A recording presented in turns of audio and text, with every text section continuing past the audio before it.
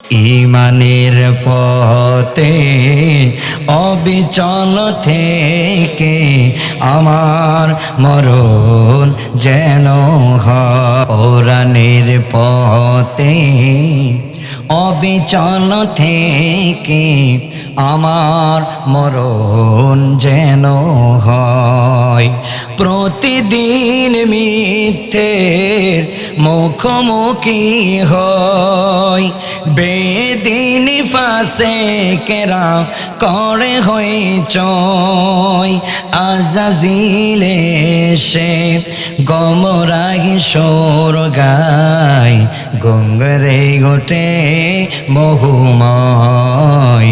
কোরআনের পথে অবিচল থেকে আমার মরণ যেন হয়। প্রিয় মুসলমান ভাইরা রে আমার, আল্লাহ রাসূল সাল্লাল্লাহু আলাইহি ওয়াসাল্লাম দ্বীন প্রতিষ্ঠা করবার জন্য সাহাবীদেরকে বলে, ও সাহাবীরা, মতার প্রান্তে যুদ্ধ করতে হবে।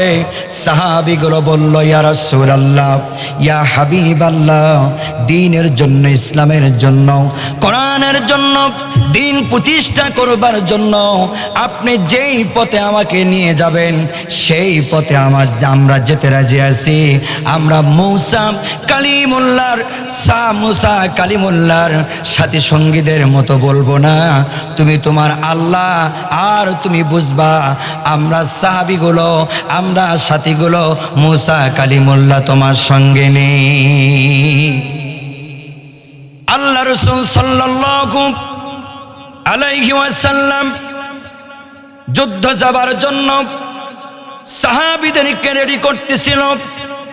সাহাবীদেরকে বলল, এতগুলি 313 জন সাহাবী, 313 জন সাহাবীদের ভিতর থেকে একটা নাম প্রকাশ করল, যায়েদ বিন হারেস, তুমি কোথায়? যায়েদ বিন হারেস বলল, ইয়া লাব্বাইক ইয়া রাসূলুল্লাহ। যায়েদ বিন হারেস, আমার ডান পাশে চলে আসো। যায়েদ বিন হারেস ডান পাশে চলে আসলো। আল্লাহ রাসূল সাল্লাল্লাহু আলাইহি ওয়াসাল্লাম আরেকজনকে বলল, যায়েদ বিন হারেস, তুমি এই মতার প্রান্তে যে যুদ্ধ হবে, এই মতার প্রান্তে যুদ্ধই সেনা কমান্ডারের দায়িত্ব তুমি পালন করবে। যায়েদ বিন হারেস বলল, লাব্বাইক ইয়া রাসূলুল্লাহ, স্বীকার হলাম, স্বীকারোক্তি দিলাম। আল্লাহ রাসূল সাল্লাল্লাহু আলাইহি ওয়াসাল্লাম 1 মিনিট চুপ থাকবার পর আল্লাহর পক্ষ থেকে ওহী নাজির হলো। আল্লাহ রাসূল সাল্লাল্লাহু আলাইহি ওয়াসাল্লাম আরেকটি নাম ঘোষণা করলো, যায়েদ বিন হারেস, কোথায় তুমি? যায়েদ বিন হারেস বলল, লাব্বাইক। যায়েদ বিন হারেসকে বলল, যায়েদ বিন হারেস, তুমিও সেনাপতির কমান্ডারের দায়িত্ব পালন করবা। আল্লাহ রাসূল সাল্লাল্লাহু আলাইহি ওয়াসাল্লাম আবার 1 মিনিট চুপ থাকলো। চুপ থাকবার পর আব্দুল্লাহ বিন রওহা, কোথায় তুমি? আব্দুল্লাহ বিন রওহা বলল, লাব্বাইক সাদিকতা ইয়া রাসূলুল্লাহ, লাব্বাইক সাদিকতা ইয়া রাসূলুল্লাহ। আল্লাহ রাসূল বলল, তুমি আমার সামনে চলে আসো। 3 জন সাহাবীকে বলা হলো, ও 3 জন সাহাবী, তোমরা মোতার প্রান্তে সেনাপতির কমান্ডারের দায়িত্ব পালন করবে। একটা যুদ্ধ করবার জন্য একটি সেনাপতি লাগে, কথা বলেন ঠিক কিনা? একটা কমান্ডারের দরকার, একটা সেনাপতির দরকার। একটি মানুষ কমান্ডারের দায়িত্ব পালন করে দিক নির্দেশনা দেবে, সেই অনুপাতে যুদ্ধ হবে।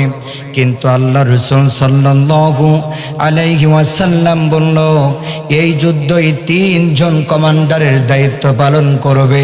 3 জন যদি শহীদ হয়ে যায় তাহলে আরেকজনকে সেনাপতির দায়িত্ব দিয়ে মতার প্রান্ত থেকে বিজয় ছিনিয়ে ঘরে নিয়ে আসবা।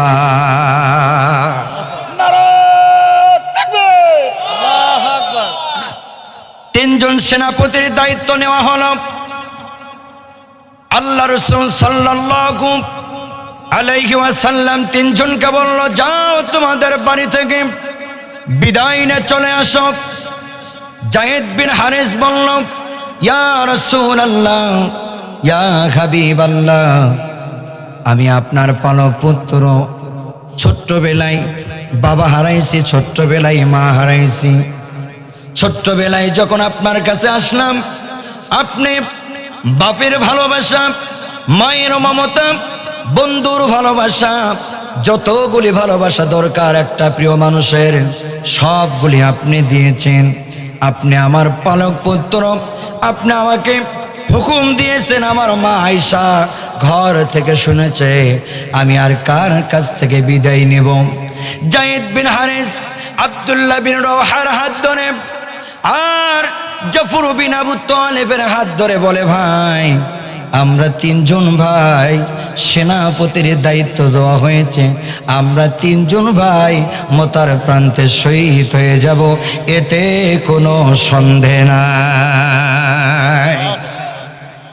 অপ্রিয় মুসলমান ভাইরানি আমার, এই তিনজন বলল আমরা তিনজন শহীদ হয়ে যাব। জাফর বিন আবু তালেব বলল, কেমনে করে তুমি বুঝলাম? বলে কিছুক্ষণ পূর্বে আমার আল্লাহর নবী বলে গিয়েছেন, তিনজন যদি তোমরা শহীদ হয়ে যাও, অন্যজনকে সেনাপতির দায়িত্ব পালন করবার জন্য দায়িত্ব দিবা, তাহলে বোঝা যাচ্ছে তিনজন ব্যক্তি আমরা শহীদ, অন্যজন সেনাপতির দায়িত্ব নিবে, তারপরেই যুদ্ধই বিজয় লাভ করা সম্ভব হবে। যায়েদ বিন হারেসের চোখ বেয়ে বেয়ে পানি পড়ে আর আল্লাহ রসুলকে বলে, প্রিয় রসুল, পালক পুত্র আমার বাবা, আপনি বিদায় দিয়েছেন, ঘর থেকে আমার মা শুনেছে আমি কার কাছ থেকে আর বিদায় নিতে চলে যাব। যায়েদ বিন হারিস বাড়ির দিকে দৌড়ায়, আব্দুল্লাহ বিন রওহা বাড়ির দিকে দৌড়ায়। যায়েদ বিন হারিস বাড়ির দিকে দৌড়াইতে থাকে আর বলতে থাকে, মতার প্রান্তের সেনা কমান্ডারের দায়িত্ব পেয়েছি, আমি আজকে শহীদ হয়ে যাব। ও আকাশ বাতাস মুখরিত করে বলে, ও পাশের সাহাবী ভাইগুলো, ও আশেপাশের মানুষগুলো আমারে ক্ষমা করায়া দাও, বিদায় দিয়ে দাও। জাফর বিন আবু তালেব বাড়িতে আসলেন। আসবার পর প্রিয় স্ত্রীকে ডেকে বলে, ও প্রিয় তোমার স্ত্রী, আমাকে তাড়াতাড়ি বিদায় দাও আর তরবারিগুলো ঘর থেকে বের করে দাও। জাফর বিন আবু তালেব 6 মাসের জন্য সিরিয়ায় ব্যবসা করতে গিয়েছিলেন। সেই দিন সবে মাত্র আল্লাহ রসুলের সঙ্গে দেখা, সেই দিন প্রথম দেখা। 6 মাস পর যখন দেশে ফিরল, আল্লাহ রসুল বলল, তুমি সেনা কমান্ডারের দায়িত্ব পালন করবে। আল্লাহ রসুলের সাহাবী জাফর বিন আবু তালেব ঘরের ভেতরে যে প্রিয়তমা স্ত্রীকে ডেকে ডেকে বলে, ও প্রিয়তমার স্ত্রী, কোথায় তুমি শেষ দেখাটা করে যাও, আমার সঙ্গে দেখে করো। প্রিয়তমার স্ত্রী রান্না ঘর থেকে এসে বলে, প্রিয় স্বামী, ও প্রিয় স্বামী, 6 মাস যাবৎ বাড়িতে নাই, বাড়িতে ফিরলাম। এই মুহূর্তে তুমি যদি যুদ্ধর ময়দানে যাও, আমার ঘরে 2টি ছোট্ট ছোট্ট নাবালেগ সন্তানগুলো রয়েছে, এই সন্তানের অবস্থাটা কি হবে? জাফর বিন আবু তালেব তার স্ত্রীকে বলে, আর খাইতে হবে না, আর চলতে হবে না, আর তোমার সঙ্গে দেখা হবে না, সাক্ষাৎ হবে না, আমারে বিদায় দিয়ে দাও। হাদিসের মধ্যে এসেছে, জাফর বিন আবু তালেবের 2টি সন্তান বাপের পায়ে জড়ায় ধরে বলে, ও বাবা, মেহেরবানি করে তোমার আল্লাহ রসুলকে বলে, তোমার প্রিয় হাবিবকে বলে কি ছুটি নেওয়া যায় না? জাফর বিন আবু তালেব 2টি সন্তানের দিকে থেকে বলে, ও প্রিয় সন্তান, বিদায় তো নেব দূরের কথা, আমি যে মতার প্রান্তে শহীদ হয়ে যাব, এইটা একমাত্র ফয়সালা করেছে আমার আল্লাহ। আল্লাযী খলাকাল মাউতা ওয়াল হায়াতা লিয়াবলুয়াকুম আইয়ুকুম আহসানু আমালা। আল্লাহ পাক সৃষ্টির পূর্বে মৃত্যুকে মানুষদের জন্য অবধারিত করেছে, কথা কন ঠিক কিনা? আল্লাহ পাক সৃষ্টির পূর্বেই মৃত্যুকে যদি অবধারিত করে তাহলে আমার আর আপনার বাঁচার আর মারা যাওয়ার টেনশন করার কোনো প্রয়োজন নাই, কথা বলেন ঠিক কিনা? আল্লাহ পাকের প্রিয় হাবিবের সাহাবী আল্লাহ রাসূল সাল্লাল্লাহু আলাইহি ওয়াসাল্লাম প্রিয় দুটি সন্তানকে শোনায়া দিল, ও প্রিয় সন্তান, আল্লাযী খলাকাল মাউতা ওয়াল হায়াতা লিয়াবলুয়াকুম আইয়ুকুম আহসানু আমালা। ও প্রিয় সন্তান, আমারে বিদায় দাও। হাদিসের মধ্যে দেখলাম, হাদিসের মধ্যে পড়লাম, জাফর বিন আবু তালেবের দুইটি সন্তান, জাফর বিন আবু তালেবের এক গালে চুমু খায়, আরেকটি গালে আরেকটি সন্তান চুমু খায়। জাফর বিন আবু তালেবের চোখ বেয়ে বেয়ে পানি পড়ে। জাফর বিন আবু তালেব মাটির মধ্যে হাঁটুগুলো হামাগুড়ি দিয়ে জাফর বিন আবু তালেব দুইটি সন্তানকে আদর করা শুরু করে দেয়। আর জাফর বিন আবু তালেব বলে, সন্তান, আমারে তোমরা বিদায় দিয়ে দাও। জাফর বিন আবু তালেবের দুইটি সন্তান হাত ধরে বলে, বাবা, তুমি যদি আল্লাহ রাসূলের দরবারে না যাও তাহলে কি বেশি ক্ষতি হবে? জাফর বিন আবু তালেব তার সন্তানকে বলে, ও প্রিয় সন্তান, তোমাদের চাইতে, তোমার মায়ের চাইতে, ধনের চাইতে, দৌলতের চাইতে, আমার অন্তরের চাইতে আমার আল্লাহর নবীকে বেশি ভালোবাসি। ওয়ামা আরসালনাকা ইল্লা রাহমাতাল লিল আলামিন। প্রিয় দুটি সন্তান গণিব বাপের ঠোঁটে চুমু খায়। ও ভাই, প্রিয় মুসলমান ভাইরা রে আমার, বাপে যদি সন্তানের মুখে চুমু খায় আর সন্তান যদি বাপের মুখে চুমু খায়, আর সন্তান যদি জানতে পারে আমার বাবা আজকের দিন পর থেকে আর ফিরে আসবে না, আর বাবাই যদি জানতে পারে আমি আর সন্তানের মুখ দেখব না, কেমন একটা সিন। জাফর বিন আবু তালেব দুইটি সন্তানকে বুকের সাথে জড়ায় ধরে বলে, বাবা, আমি যে দ্বীনের পথে, ইসলামের পথে, আল্লাহর পথে জীবন দিতে চলছি, তোমরাও বড় হলে আল্লাহর পথে, দ্বীনের পথে জীবনটা উৎসর্গ করে দিবে। জাফর বিন আবু তালেব এক পর্যায়ে কান্নায় ভেঙ্গে পড়তে পড়তে হঠাৎ করে মনে হলো, আমি যদি বেশি কান্নায় ভেঙ্গে পড়ি তাহলে যুদ্ধের ময়দানে যেতে পারবো না। জাফর বিন আবু তালেব দুইটি সন্তান রেখে এমন একটি দৌড় দেয়। জাফর বিন আবু তালেবের কান্না শুনে জাফর বিন আবু তালেবের চোখ বেয়ে বেয়ে যেই পানিগুলো পড়তেছে, এই পানিগুলো দেখে, পানিগুলো কান্নার আওয়াজগুলো শুনে জাফর বিন আবু তালেবের মাথার উপরে পাখিগুলো এসে ছায়া দেওয়া শুরু করে দিয়েছে।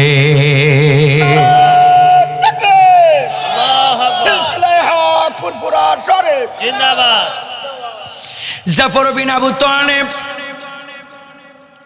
চলে আসলেন যুদ্ধের ময়দানে। পাখিগুলো কাঁদে, গাছপালা, গাছ তরুলতাগুলো কাঁদে, রাস্তাগুলো কাঁদে, সমস্ত পৃথিবীর জীবজন্তুগুলো কান্না করতে থাকে।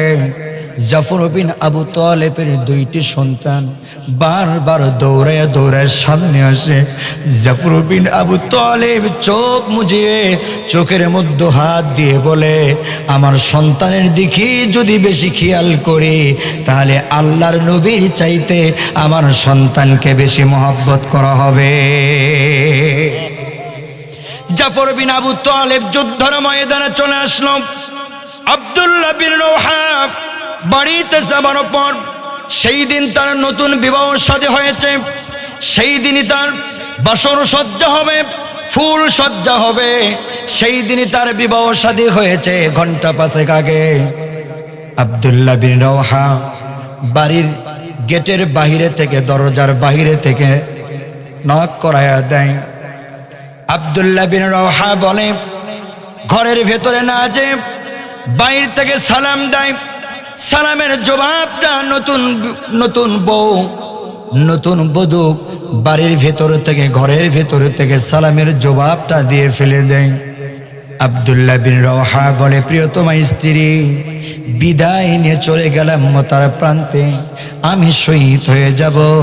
তোমার সঙ্গে আজকে ফুল সজ্জার কথা ছিল, তোমার সঙ্গে বাসর করবার কথা ছিল, কিন্তু আমার নাম আল্লাহ রসুল ঘোষণা করেছে মতার প্রান্তে সেনাপতির দায়িত্ব পালন করতে হবে, আমি চলে গেলাম। প্রিয় তোমার স্ত্রী বাড়ির ভিতর থেকে, ঘরের ভিতর থেকে ডেকে ডেকে বলে, ও প্রিয় স্বামী, আমি তোমাকে ঘন্টা 5 আগে তোমার সঙ্গে বিবাহ শাদী হলো, কিন্তু ভালো মতে তোমারে দেখলাম না, ভালো মতে চিনলাম না। তুমি যদি একটু ঘরের ভেতরে আসো, আমি একটু চিনি নিতে জানি পারি, কাল কিয়ামতের ময়দানে আল্লাহর কাছে জানি বুঝাইতে পারি, এইটাই আমার স্বামী, স্বামী হিসেবে জানি চিনে নিতে পারি।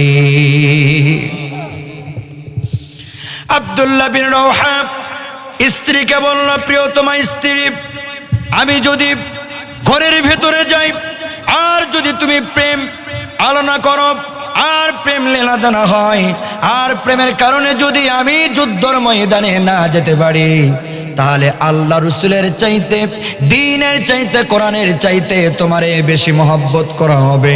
অতএব আমি ঘরের ভিতরে ঢুকবো না, অতএব আমি ঘরের ভিতরে ঢুকতে পারবো না, প্রেম আলোনা প্রেম লেনাদেনা করতে পারবো না। প্রিয় স্ত্রী কেঁদে কেঁদে বলে, আমি তোমার রূপবতী সুন্দরী, এই মক্কা মদিনার ভিতরে রূপবতী একটি সুন্দরী একটি স্ত্রীকে তুমি এক নজর দেখলে না, তোমাকেও আমি ভালো মতে চিনতে পারলাম না। আব্দুল্লাহ বিন রওহা কেঁদে কেঁদে বলে, প্রিয়তমা স্ত্রী, তোমার যদি এই এরাদা হয়ে থাকে আর যদি এই আশা হয়ে থাকে, আল্লাহ পাক ওই জান্নাতের সিঁড়ির ভিতরে তোমার আমার সঙ্গে দেখা সাক্ষাৎ করায়া দিবে। ভাইরা রে আমার, মতার প্রান্তে যুদ্ধ শুরু হয়ে গেল। কারো বাপের সঙ্গে যুদ্ধ, কারো ভাইয়ের সঙ্গে যুদ্ধ, কারো শ্বশুরের সঙ্গে যুদ্ধ, কারো ভাতিজার সঙ্গে যুদ্ধ। যায়েদ বিন হারেস অনেকগুলি কাফের সৈন্যকে জাহান্নামে পাঠায় দিল। যায়েদ বিন হারেসকে শহীদ করে ফেলে দিল। শেষ পর্যন্ত জাফর বিন আবু তালেবের পাল্লায় চলে আসলো। জাফর বিন আবু তালেব ওই মতার প্রান্তে যখন যুদ্ধ করা শুরু করে দিল, বাজ পাখির ন্যায়ের মতো উড়ে উড়ে যে কেমন জানি কাফেরদেরকে, সৈন্যদেরকে একের পরে এক জাহান্নামে পাঠায় দিচ্ছে। সৈন্যরা যখন জাহান্নামে চলে যায়, কাফেররা যুক্তি বুদ্ধি করে বলে, ও কাফেররা যুক্তি বুদ্ধি করে বলে, জাফর বিন আবু তালেবের সঙ্গে পাওয়া যায় না। 1 নয় 2 নয়, জাফর বিন আবু তালেবকে 600 জন কাফের ঘেরাও করলো। কয়শো জন কাফের? একজন সাহাবীকে 600 জন কাফের ঘেরাও করে একের পরে এক আঘাত করা শুরু করে দিল। কিন্তু জাফর বিন আবু তালেবের কায়দা কৌশলের কারণে, হিকমতের কারণে কেউ তার নাস্তামত করে পারতেছে না। কিন্তু জাফর বিন আবু তালেব কাফেরদের সৈন্যকে জাহান্নামে পাঠাইয়া দিচ্ছে। আর ওই 600 জনের মধ্য থেকে প্রায় 50 জন চলে গেল। ওই জায়গায় আরো 100 জন নিযুক্ত হওয়ার পরে 650 জন মিলায়া যুক্তি বুদ্ধি করায়া জাফর বিন আবু তালেবের ঘোড়ার সামান দিকে, সামানের পায়ের দিকে যখন তরবারি চোট মারলো, সঙ্গে সঙ্গে ঘোড়াটা মুক্ত প্রায় জমিনে পড়ে গেল। জাফর বিন আবু তালেব জমিনে পড়ে গেল। 650 জন কাফের মিলে জাফর বিন আবু তালেবের ডান হাতের মধ্যে একটা আঘাত করলো। সঙ্গে সঙ্গে ডান হাতটা একটু কাটলো আর একটু জাফর বিন আবু তালেবের ধরের সঙ্গে ঝুলাইয়া থাকলো। জাফর বিন আবু তালেব সামান দিকে পতাকা নিয়ে, সামান দিকে তরবারি নিয়ে জাফর বিন আবু তালেব সামান দিকে অগ্রসর হওয়া শুরু করে দিল। অপ্রিয় মুসলমান ভাইরা রে আমার, জাফর বিন আবু তালেব যখন বাম হাত দিয়ে তরবারি গুলো কাফেরদের সঙ্গে যুদ্ধ করে, লড়াই যখন করে, জাফর বিন আবু তালেব বুঝতে পারলো এই ডান হাতটা এসে জাফর বিন আবু তালেবের বাম হাতের সঙ্গে বারবার ডিস্টার্ব করে, বারবার ডিস্টার্ব করে। সামান্য একটু ঝুলাই আছে জাফর বিন আবু তালেব, এমন করে যখন বাম হাতের সাথে ঝুলায়া বা ডান হাতটা ধরের সঙ্গে ঝুলাই আছে, জাফর বিন আবু তালেব নিজের হাতটা নিজের ডান পায়ের ভিতরে ফালাইয়া এমন জোরে একটা টান দিল, নিজের ধর থেকে জাফর বিন আবু তালেবের ধর থেকে নিজের ধর থেকে জাফর বিন আবু তালেবের হাতটা আলাদা হয়ে গেল। হাতটা যখন আলাদা হয়ে গেল, এমন করে একটি ভাবে চিন্তা দেখেন না কেন, নিজের পায়ে যদি একটু কাটা ফোটে, মুহূর্তের মধ্যে মাথা বুঝতে পারে, কলিজা ধরো পড়ায় ওঠে। কিন্তু জাফর বিন আবু তালেবের কেমন ঈমান ছিল, আল্লাহ রসুলের সাহাবী কেমন ঈমান ছিল। জাফর বিন আবু তালেব নিজের হাতটা নিজের ডান পায়ের নিচে ফেলে দিয়ে ত্রাস করে একটা টান দিল, সঙ্গে সঙ্গে ধর থেকে হাতটা আলাদা হয়ে গেল। জাফর বিন আবু তালেব সামান দিকে অগ্রসর হয়, এমন টাইমে কাফেররা জাফর বিন আবু তালেবের বাম হাতের মধ্যে আঘাত করলো, বাম হাতটা ধর থেকে আলাদা হয়ে গেল। জাফর বিন আবু তালেবের হাত থেকে ঝনঝন শব্দ আসলো, ঝনঝন করে তরবারিগুলো জমিনে পড়ে গেল। জাফর বিন আবু তালেবের ডান পায়ের মধ্যে আঘাত করলো, বাম পায়ের মধ্যে আঘাত করলো, ধর থেকে কল্লাটুকু আলাদা করবার জন্য যখন চেষ্টা করলো, মুখে কামড়ায়া ধরিয়ে কালেমার পতাকাটা উঁচু করে ধরে রাখলো। জাফর বিন আবু তালেবের ঘর থেকে কল্লা যখন আলাদা হয়ে গেল, তারপরও দূর থেকে কে জানি দেখতেছে জাফর বিন আবু তালেবের ধর থেকে কাল্লা আলাদা, তবুও কালেমার পতাকা মাটিতে পড়তে দেয় না। সাহাবী এসে জাফর বিন আবু তালেবের কালেমাটা পতাকাটা হাতে যখন উঠানো, দেখে আল্লাহর নবীর সাহাবী এমন ভাবে কামড়ায়া ধরেছে, কল্লাটা ধর থেকে আলাদা হইলে কি হবে, এখনো পর্যন্ত কালেমার প্রতি মহব্বত তার কমে নেই, ইসলামের প্রতি তার মহব্বত কমে নেই। ধর কাল্লা থেকে ধরটা কল্লা আলাদা হয়ে গিয়েছে, তবে কালেমার পতাকার যে ঝান্ডাটা রয়েছিল, ঝান্ডার সঙ্গে জাফর বিন আবু তালেবের কল্লাটা দিয়ে কামড়ায় ধরে রেখেছে। অন্য সাহাবী জাফর বিন আবু তালেবের কানে কানে বলল, ভাই ও জাফর বিন আবু তালেবের মস্তক তাড়াতাড়ি মেহেরবানি করে কালেমার ঝান্ডা থেকে আলাদা হয়ে যাও, ধরটুকু আলাদা হয়ে গেছো, কল্লাটাও আলাদা হয়ে যাও। জাফর বিন আবু তালেবের মুখের ভিতরে সাহাবীগুলো কান লাগায় দিল। জাফর বিন আবু তালেব ওই ধরটা থেকে আলাদা কল্লাটার জবান দিয়ে বারবার বলতেছে, নবীরে বলো, ইসলামের জন্য, দ্বীনের জন্য, কোরআনের জন্য জীবনের শেষ নিঃশ্বাস পর্যন্ত ইসলামের পক্ষে কাজ করেছি।